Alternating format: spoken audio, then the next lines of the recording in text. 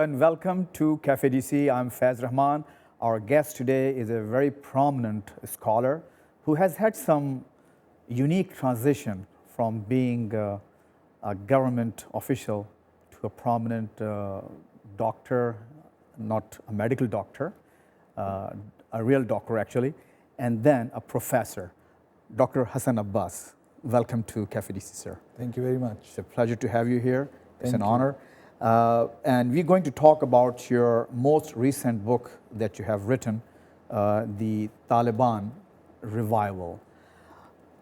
It's a very unique book in the sense that it just doesn't address one kind of Taliban. That is, we have different definitions of Taliban as well as their locations. We have a Taliban in Afghanistan and Taliban in Pakistan.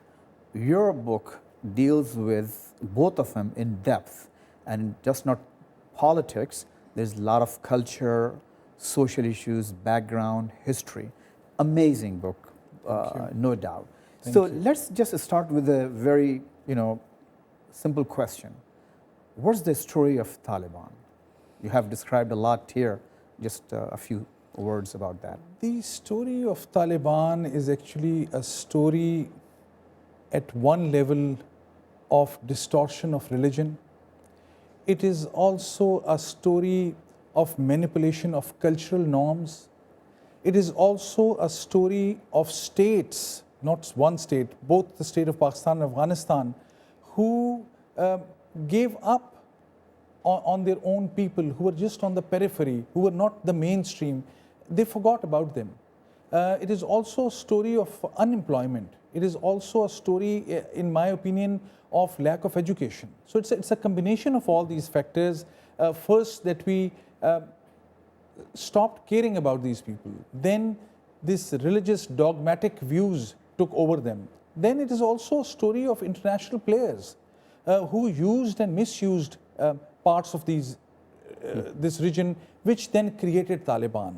So it's a mixture. But it is a tragic story also. If I have to give one word to explain about rise of Taliban, both Pakistan and Afghan, it's a tragic story because it has led to the killings of so many innocent people. It has led to the giving a bad image to the whole essence of Islam also. And then, of course, the instability that it has created for both Pakistan and Afghanistan. Dr. Saab, basically, when we describe and talk about Taliban, it seems as if Taliban as a group are just a homogeneous group. Sometimes it comes out that way. And we know that's not the case. And especially by your book, it's very obvious that Taliban is not just one monolith homogeneous group. They have variations. There are lots of nuances. So when we talk about Pakistani Taliban, even though there are lots of factions and groups within Pakistani Taliban, but when you make the scope larger, which is the entire region of Afghanistan and Pakistan, so how do you see that group and how these all smaller groups come together, their contours, and how they're able to create such a huge influence and impact in that region after having all these differences among themselves? I think in case of Afghanistan, and this is a great question, in Afghanistan, we know that Taliban were a product of a political failure. They were a product of ethnic divisions.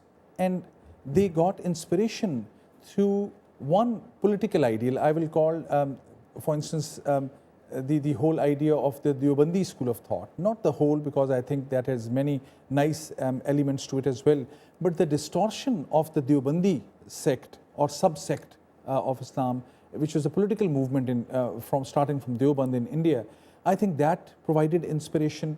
And then it was the misuse of the Pashtun culture, or what we call Pashtunwali or Pakhtunwali, that some of those norms were used.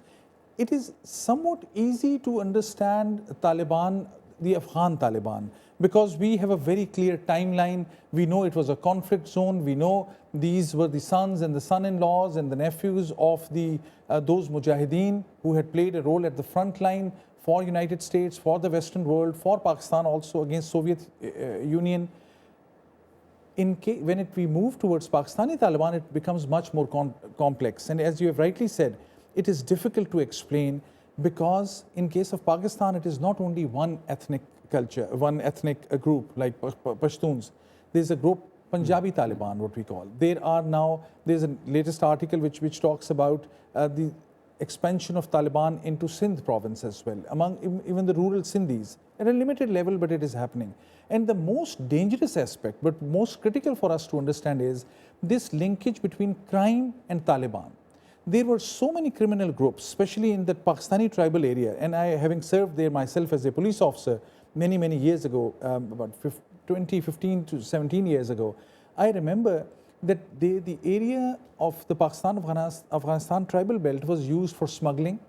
Whenever we used to have any major theft of cars, they were taken in that area. So criminal gangs Ilakha Ghair, they used to call it Ilakha Ghair. Yeah. Exactly. The area where there's no law.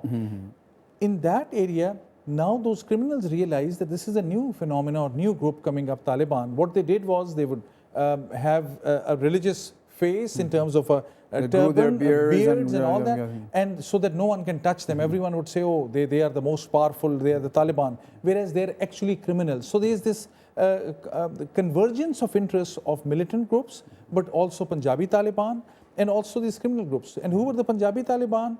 These were those groups which were focused more on India at a time, which was working as a terrorist organization, but when during the times of General Musharraf initially in 2002 and 3, when they decided that Pakistan will change that policy and initially that at least some groups will be stopped from working, they also got disgruntled and they came and operated in that area. Then Al-Qaeda and such groups from the international scene or Middle East also started impacting. So Pakistani Taliban, that's why, are much more lethal, much more dangerous, and much more open to collaborations with international terrorist groups.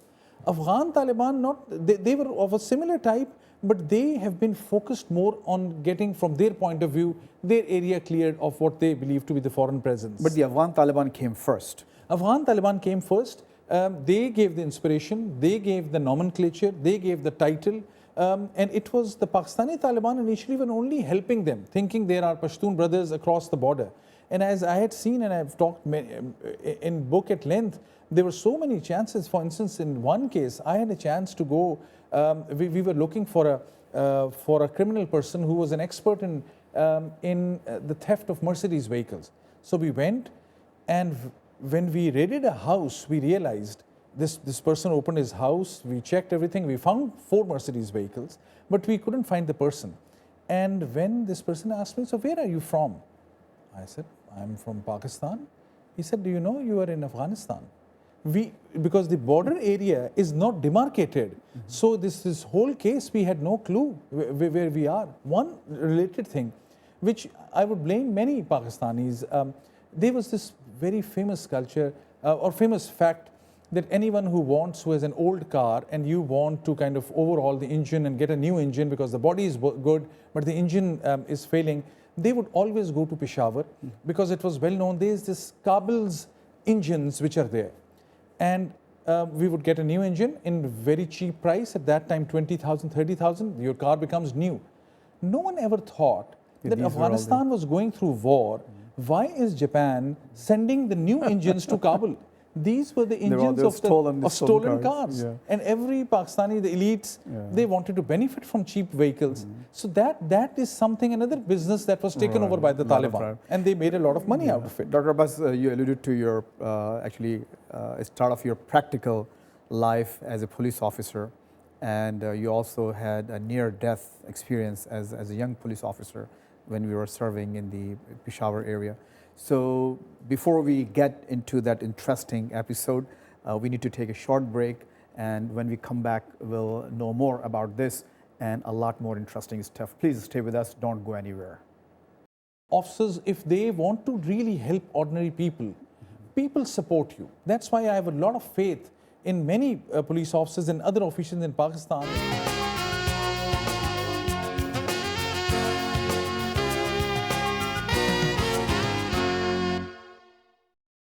Welcome back. I'm Faiz Rahman and you're watching Cafe DC. With us today we have Dr. Hassan Abbas, a professor and a doctor, again, a PhD doctor. He's teaching at the NDU, which is the National Defense University.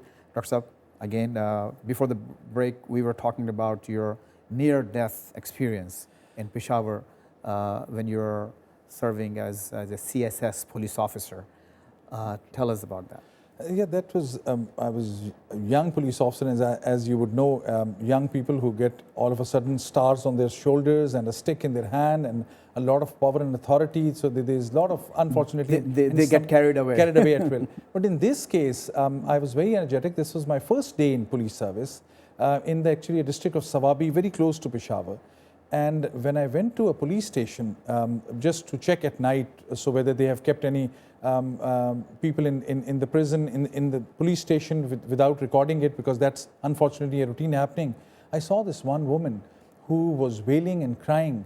And when I asked the SHO, the station house officer, why she's crying, he said, sir, you don't need to worry, this is a domestic issue. When in that part of the world, when they say domestic issue, it means, oh, this is something between husband and wife and you better not get involved. But I could see that her clothes were torn apart, part of it. And I asked her, and she said, no, my husband lives in Dubai and this is my neighbor who's teasing me and he tried to misbehave. So I, being energetic, I said, okay, we'll go. And my guards and the other police officers said, sir, this is in the mountains, this is 2 hours away. There's no need to, we'll go tomorrow. I said, no. This was being a young, new, energetic officer. I said, we'll go right now. We went there. We knocked at the door. I remember one of my police officials telling me, sir, he's not going to open with you knocking it so softly. We have to break the door. Otherwise, he'll come out with the weapons. So, well, because I was not aware of all those norms, they raided the place. We opened, broke the door. And of course, the other person was ready with weapons. So he attacked. One of my guards got hit. Luckily, I was saved.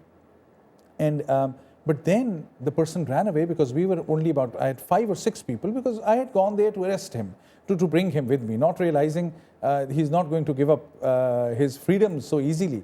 But the larger story to that was also, one of my police officials said, well, sir, you are not from this area, you are not from this ethnic group which is living here.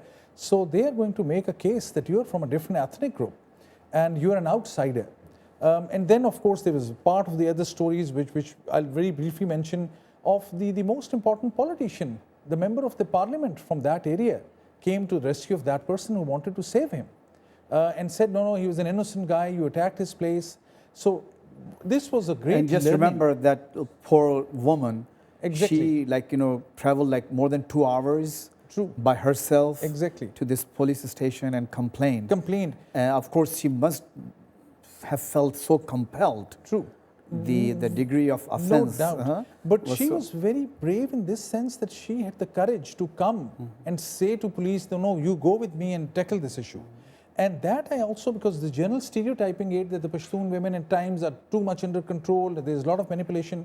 She was a brave woman, and for a year that I served there, I made it my mission to kind of help not only her, and when I was successfully able to help her, I realized there was so much support I got in that area, and so many women would come. In fact, the cultural thing was such, I would be in my office, I would come back, there's a line of women outside my home because they would think we cannot go to his office, there are too many male members, we'll go to his wife and complain. So my wife would always have these 10 letters or 20 every day, but that worked well because we said, okay.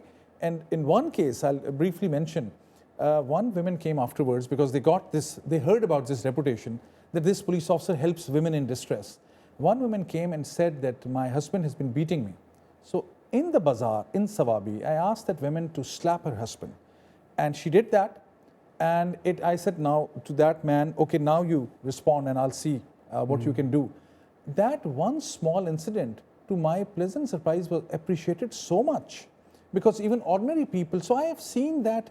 This is the local way of dealing with the things so that you. But also that people respond to those officers if they want to really help ordinary people. People support you. That's why I have a lot of faith in many police officers and other officials in Pakistan that if they have dedication and if they're honest and they develop their credibility, people go out of the way. I have come out of Pakistan now for about 14 years. The only place actually I still receive my calls is from that district. who would ask me, sir, when will you come back to Pakistan? If will you come, please come to have dinner with us. They would go to my home in Islamabad to ask my mother-in-law and my elders, so when will he come back? We just came to say salam. So I received so much of love, and I saw a very positive side of those people as well. I just thought, I was reminded of that. This is very interesting. There was actually another story in the book when you went to search somebody's home for his son who was involved in drugs and stuff, and you found his father, and after you were done doing the search, and they put, all the women were moved to a separate room, and then after you were done, he asked you where you were from, and then you said, well, you gave him the answer, and he said, you're my host, my guest, and then you have to stay for tea. Exactly. And that was also something that, because they think... Very true. I mean, we had raided his house, and the only thing I think... You raided the house, everything, but... The only thing probably he appreciated was that I gave enough time for his women to go out. And this I teach to my students and Americans and other friends from international community who are in conflict zones, that when you go to a certain area, you have to respect the cultural and traditional things. In this case, as soon as we finished, he said exactly where you're from, and when I said I'm from Punjab, he said, you're my guest. And he said, okay, you'll have to have tea and parathas, which is this oily bread, which is so tasty. And when I was about to refuse... And there are big parathas there. Big parathas there, exactly, you're so right. Very huge in size. Exactly. My guards and my police official said to me, sir, he never minded when we attacked his home. He will take offense if you refuse food. So we had to sit and eat because that was a cultural thing. There's a huge contrast, absolutely. Exactly. Absolutely. Dr. Abbas, you made a huge transition from being a police officer to a professor, a scholar, an author. And in my opinion, you're having a blast as a police officer. The stories that you just told me, I think that was much more interesting than a boring life of a professor. I don't know if I'm speaking for you. No, this is not boring at all. Okay, so we'll get into that after taking this short break. Let's stay with us, and after this break, we'll be right back. Thank you. Incorporate FATA into mainstream Pakistan, use rule of law, and then focus on pluralism and religious inclusivity.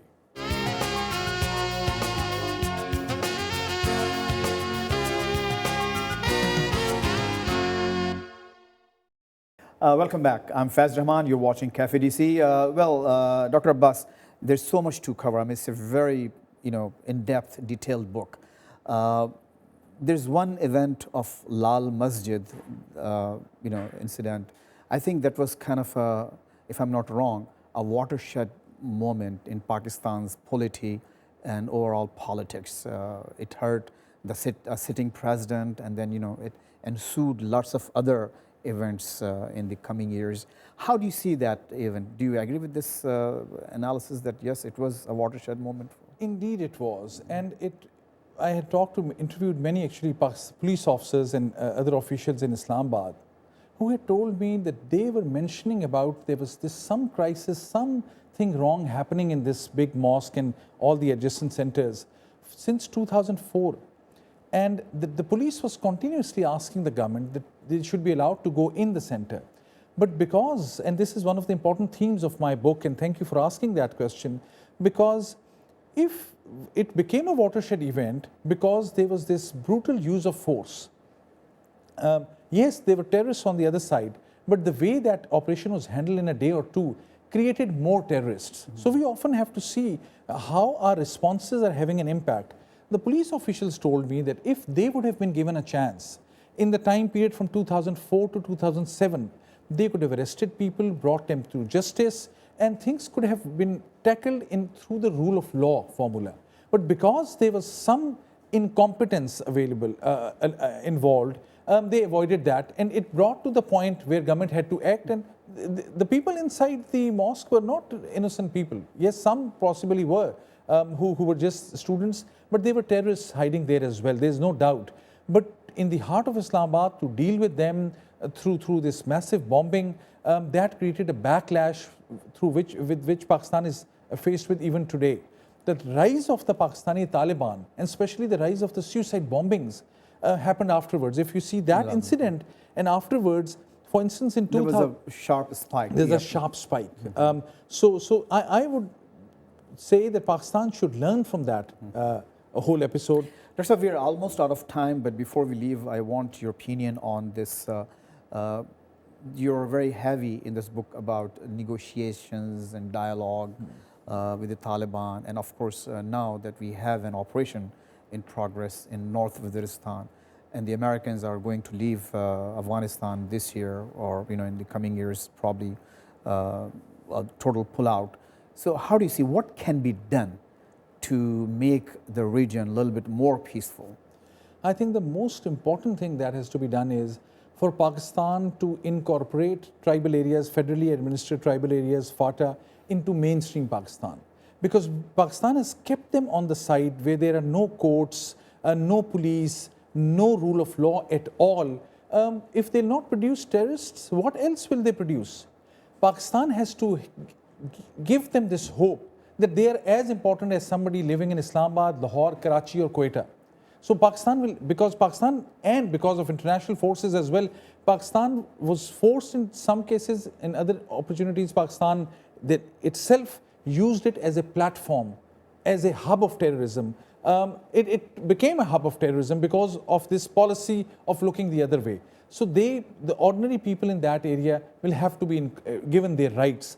Only then you will be able to sideline terrorists and use this rule of law and policing model to deal with this issue. Without that, and one last but not the least, an important component is this radicalization that has happened in Pakistan, religious radicalization, through some of those mullahs who have nothing to do with education or mainstream Islam.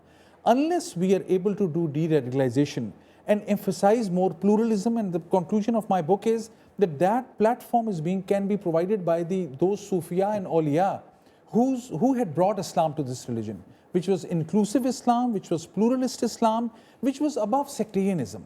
So these are the three things: incorporate FATA into mainstream Pakistan, use rule of law, and then focus on pluralism and religious inclusivity. Dr. Hassan Abbas, thank you very much. Pleasure to have you here on this show. Thank you. Dr. Hassan Abbas, the author of The Taliban Revival, was with us. Hope you enjoyed the discussion. You can watch this program on our website as well, which is urduvoa.com, and also give us your feedback through Twitter account as well as our Facebook account. See you next week.